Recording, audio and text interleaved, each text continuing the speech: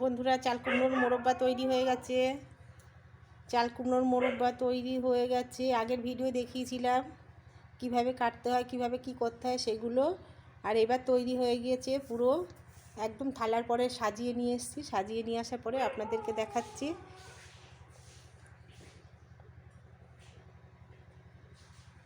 দেখুন বন্ধুরা, দেখে বলবেন কেমন হয়েছে।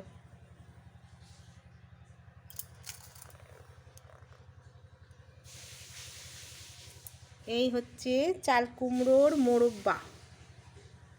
চাল কুমড়োর মোরব্বাগুলো দেখেন বন্ধুরা, কত সুন্দর হচ্ছে দেখতে, কত সুন্দর লাগছে।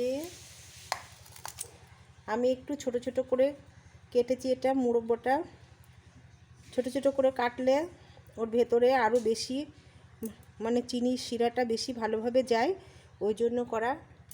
দেখে কেমন লাগছে কমেন্ট করে জানাবেন। দেখুন বন্ধুরা, কেমন লাগছে দেখুন, দেখিয়ে তারপরে বলবেন কেমন লাগছে।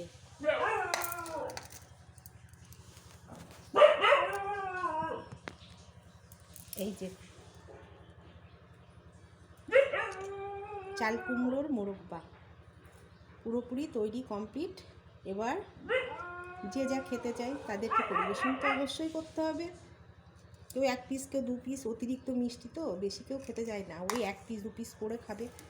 সবাইকে দিতে হবে তো, বন্ধুদেরকে সবাইকে দিতে হবে, সবাই খাবে, খেয়ে বলবে কেমন কি হয়েছে না হয়েছে। যদি না বলে তাহলে নতুন করে রেসিপি করে দেখাবো কি করে আমি, তাহলে সবাই বলবেন যে কেমন কি হয়েছে।